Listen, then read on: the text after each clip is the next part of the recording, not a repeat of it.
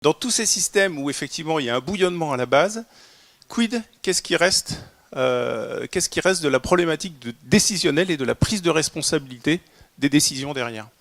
Je vais parler concernant notre expérience, si vous me permettez. L'expérience que l'on a conduite, on n'est pas dans une entreprise libérée, en tout cas pour ce qu'on a testé.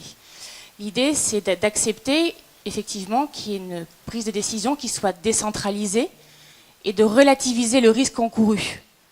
Comme je disais, si on fait plus confiance aux équipes qu'au système, accepter qu'il y ait une prise de risque, oui, mais est-ce qu'on va droit dans le mur pour autant? Non.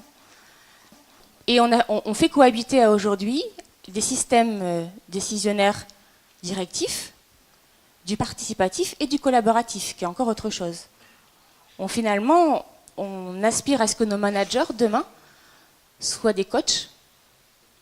Le coach, son rôle, c'est de faire grandir les équipes, mais tout en conservant finalement la substance moelle de ce qu'on est nous, en tant qu'individus.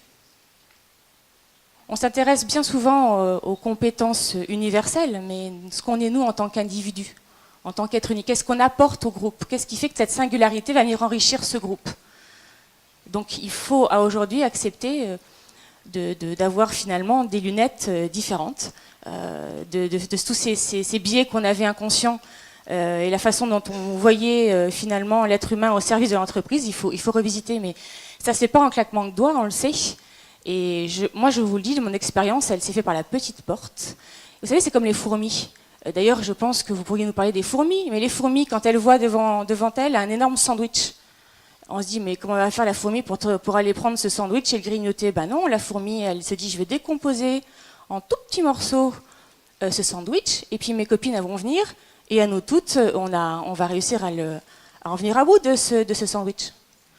Mais on a découpé en petits morceaux, on a fait en sorte qu'en petites étapes, par petites étapes, on allait parvenir à quelque chose de grand. C'est comme ça que nous avons raisonné. Une banque coopérative, il y a une double gouvernance. Il y a des sociétaires avec des représentants qui deviennent des administrateurs et qui gouvernent à nos côtés. Donc on a un modèle de gouvernance totalement atypique. Il n'y a pas d'actionnaire. On ne rend pas de compte. Et dans un modèle justement de long terme qui nous permet d'expérimenter, de se réajuster et d'écouter la voix des sociétaires qui est finalement la voix du client et qui est la voix de nos équipes.